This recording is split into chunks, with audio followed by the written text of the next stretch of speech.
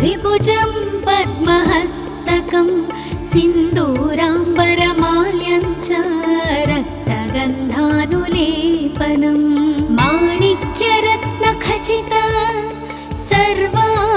सर्वाभरणभूषितं सप्ताश्वरथवाहन्तु मेरुं चैव प्रदक्षिणं देवासुरवरैर्वन्द्यं गृणिभिः परिसेवितं ध्यायेत् पठेत् सुवर्णाभं सूर्यस्य कवचं मुदा गृणिः पातु शिरोदेशे सूर्यः पातु ललाटकम् आदित्यो लोचने पातु श्रुति पातु दिवाकरः घ्राणां पातु सदा भानुः मुखं पातु सदा रविः जिह्वां पातु जगन्नेत्र कण्ठं पातु विभावसुः स्कन्धौ ग्रहपतिः पातु भुजौ पातु प्रभाकरः करावब्जकरः पातु हृदयं पातु नभोमणिः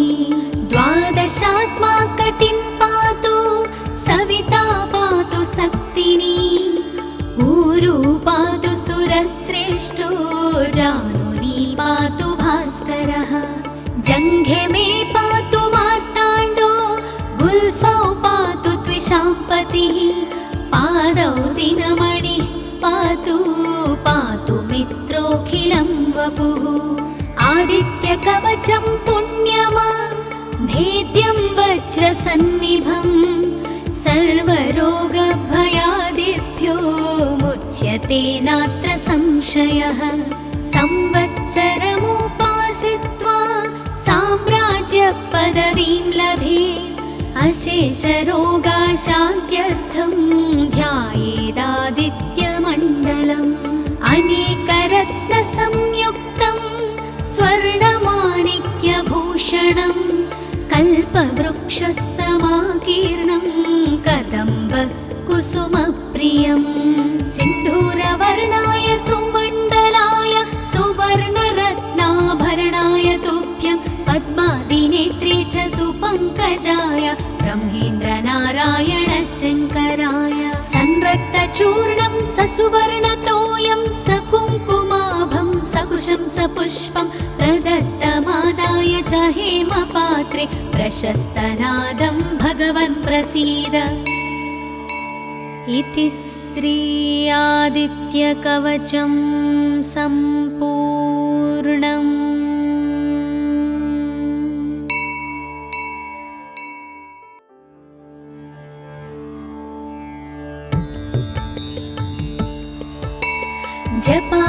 जपाकुसुमसङ्काशं द्विभुजं पद्महस्तकं सिन्दूराम्बरमाल्यं च रक्तगन्धानुलेपनं माणिक्यरत्नखचित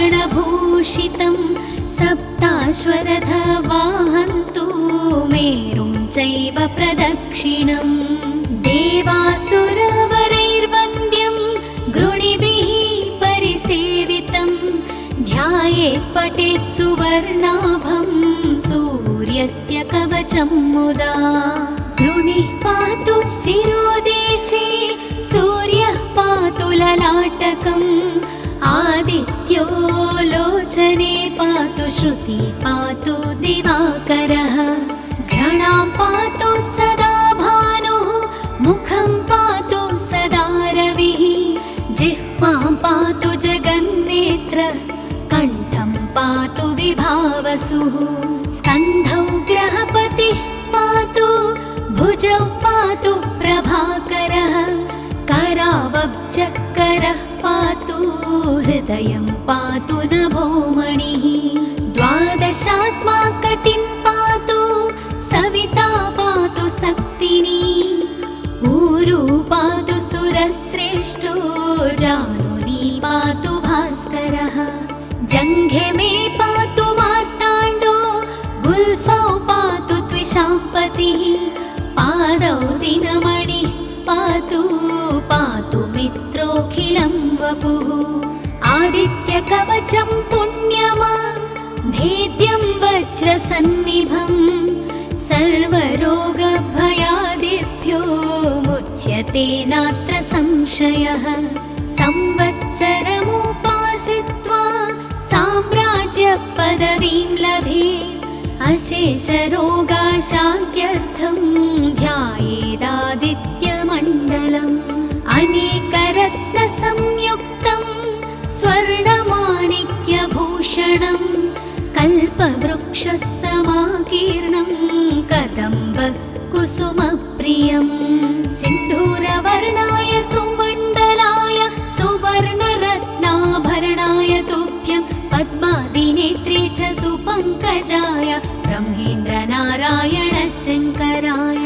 संरक्तचूर्णं ससुवर्णतोयं सकुङ्कुमाभं सकुशं सपुष्पं प्रदत्तमादाय च हेमपात्रे प्रशस्तनादं भगवन् प्रसीद। इति श्री आदित्यकवचं सम्पूर्णम्।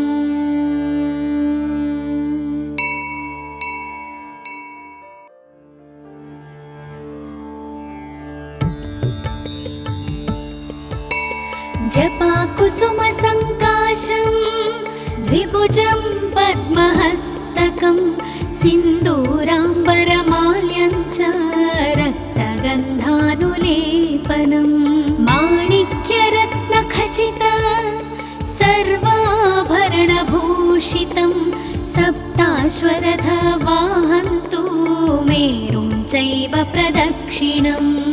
देवासुरवरैर्वन्द्यं गृणिभिः परिसेवितं ध्यायेत् पठेत् सुवर्णाभं सूर्यस्य कवचं मुदा। गृणिः पातु शिरोदेशे सूर्यः पातु ललाटकम् आदित्यो लोचने पातु श्रुति पातु दिवाकरः। घ्राणां पातु सदा भानुः मुखं पातु सदा रविः जिह्वां पातु जगन्नेत्र कण्ठं पातु विभावसुः। स्कन्धौ ग्रहपतिः पातु भुजौ पातु प्रभाकरः करावब्जकरः पातु हृदयं पातु नभोमणिः। द्वादशात्मा कटिं पातु सविता पातु शक्तिनी ऊरू पातु सुरश्रेष्ठो जानुनी पातु भास्करः। जङ्घे मे पातु मार्ताण्डो गुल्फौ पातु त्विषाम्पतिः पादौ दिनमणिः पातु पातु मित्रोऽखिलं वपुः।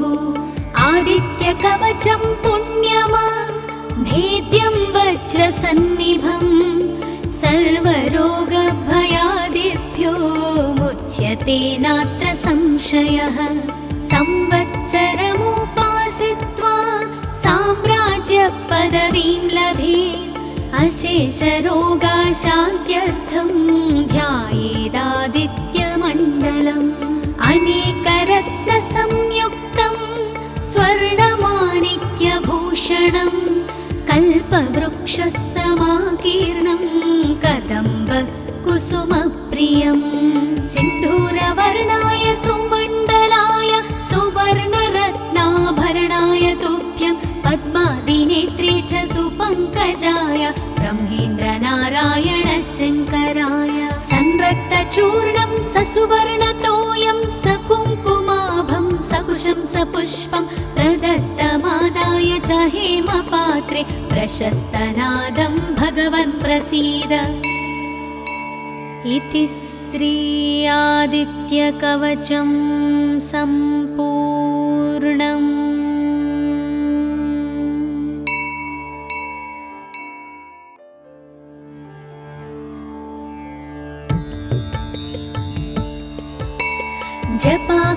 जपाकुसुमसङ्काशं द्विभुजं पद्महस्तकं सिन्दूराम्बरमाल्यं च रक्तगन्धानुलेपनं माणिक्यरत्नखचित सर्वाभरणभूषितं सप्ताश्वरथवाहन्तु मेरुं चैव प्रदक्षिणम् देवासुरवरैर्वन्द्यं गृणिभिः परिसेवितं ध्यायेत् पठेत् सुवर्णाभं सूर्यस्य कवचं मुदा गृणिः पातु शिरोदेशे सूर्यः पातु ललाटकम् आदित्यो लोचने पातु श्रुति पातु दिवाकरः घ्राणां पातु सदा भानुः मुखं पातु सदा रविः जिह्वां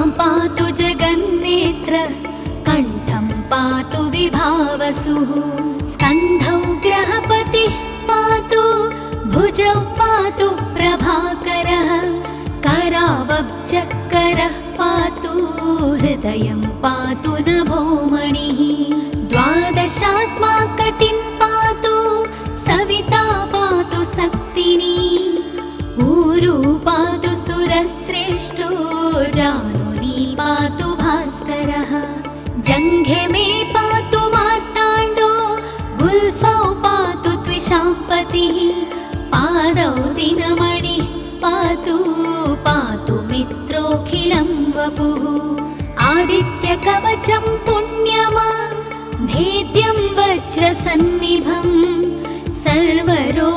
सर्वरोगभयादिभ्यो मुच्यते नात्र संशयः संवत्सरमुपासित्वा साम्राज्यपदवीं लभेत् अशेषरोगाशान्त्यर्थं ध्यायेदादित्यमण्डलम् अनेकरत्नसंयुक्तं स्वर्णमाणिक्यभूषणं कल्पवृक्षसमाकीर्णं कदम्बकुसुमप्रियं सिन्धूरवर्णाय सुमण्डलाय सुवर्णरत्नाभरणाय तुभ्यं पद्मादिनेत्रे च सुपङ्कजाय ब्रह्मेन्द्रनारायण शङ्कराय संरक्तचूर्णं ससुवर्णतोयं सकुङ्कुमाभं सकुशं सपुष्पं प्रदत्तमादाय च हेमपात्रे प्रशस्तनादं भगवन् प्रसीद इति श्री आदित्यकवचं सम्पूर्णम्।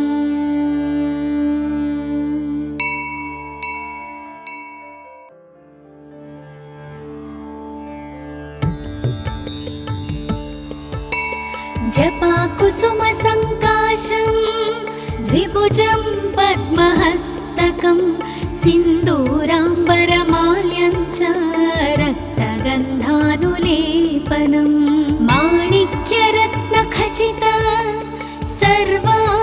सर्वाभरणभूषितं सप्ताश्वरथवाहन्तु मेरुं चैव प्रदक्षिणम् देवासुरवरैर्वन्द्यं गृणिभिः परिसेवितं ध्यायेत् पठेत् सुवर्णाभं सूर्यस्य कवचं मुदा गृणिः पातु शिरोदेशे सूर्यः पातु ललाटकम् आदित्यो लोचने पातु श्रुति पातु दिवाकरः घ्राणां पातु सदा भानुः मुखं पातु सदा रविः जिह्वां पातु जगन्नेत्र कण्ठं पातु विभावसुः स्कन्धौ ग्रहपतिः पातु भुजौ पातु प्रभाकरः करावब्जकरः पातु हृदयं पातु नभोमणिः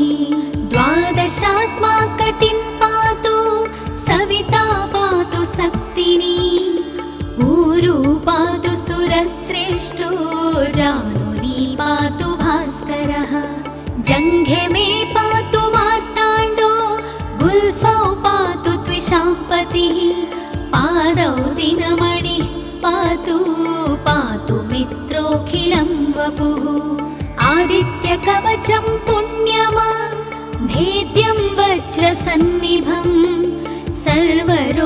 सर्वरोगभयादिभ्यो मुच्यते नात्र संशयः संवत्सरमुपासित्वा साम्राज्यपदवीं लभेत् अशेषरोगाशान्त्यर्थं ध्यायेत्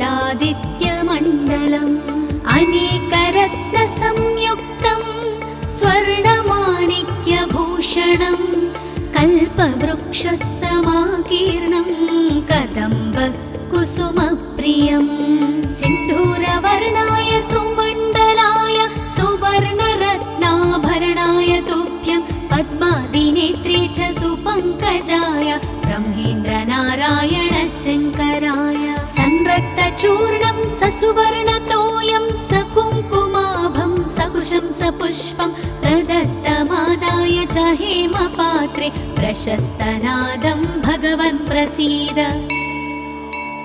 इति श्री आदित्यकवचं सम्पूर्णम्।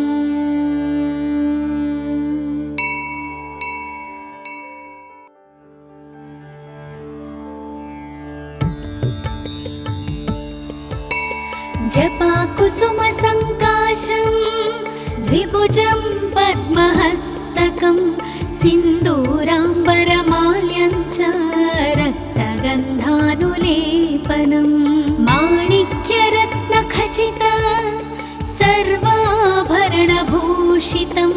सप्ताश्वरथवाहन्तु मेरुं चैव प्रदक्षिणम् देवासुरवरैर्वन्द्यं गृणिभिः परिसेवितं ध्यायेत् पठेत् सुवर्णाभं सूर्यस्य कवचं मुदा गृणिः पातु शिरोदेशे सूर्यः पातु ललाटकम् आदित्यो लोचने पातु श्रुति पातु दिवाकरः घ्राणां पातु सदा भानुः मुखं पातु सदा रविः जिह्वां पातु जगन्नेत्र कण्ठं पातु विभावसुः स्कन्धौ ग्रहपतिः पातु भुजौ पातु प्रभाकरः करावब्जकरः पातु हृदयं पातु नभोमणिः द्वादशात्मा कटिं पातु सविता पातु सक्तिनी ऊरू पातु सुरश्रेष्ठो जानुनी पातु भास्करः जङ्घे मे पातु मार्ताण्डो गुल्फौ पातु त्विषाम्पतिः पादौ दिनमणिः पातु पातु मित्रोऽखिलं वपुः आदित्यकवचं पुण्यमा भेद्यं वज्रसन्निभं सर्वरोगभयादिभ्यो मुच्यते नात्र संशयः संवत्सरमुपासित्वा साम्राज्यपदवीं लभेत् अशेषरोगाशान्त्यर्थं ध्यायेदादित्यमण्डलम् अनेकरत्नसंयुक्तं स्वर्णमाणिक्यभूषणं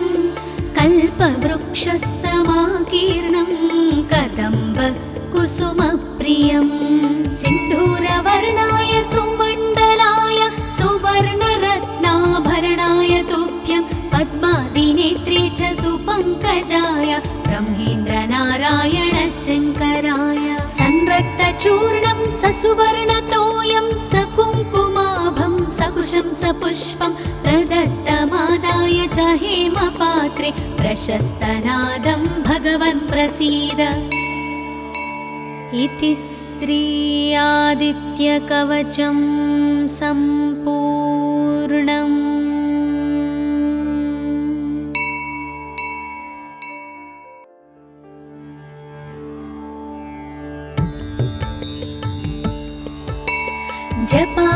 जपाकुसुमसङ्काशं द्विभुजं पद्महस्तकं सिन्दूराम्बरमाल्यं च रक्तगन्धानुलेपनं माणिक्यरत्नखचित सर्वाभरणभूषितं सप्ताश्वरथवाहन्तु मेरुं चैव प्रदक्षिणम् देवासुरवरैर्वन्द्यं गृणिभिः परिसेवितं ध्यायेत् पठेत् सुवर्णाभं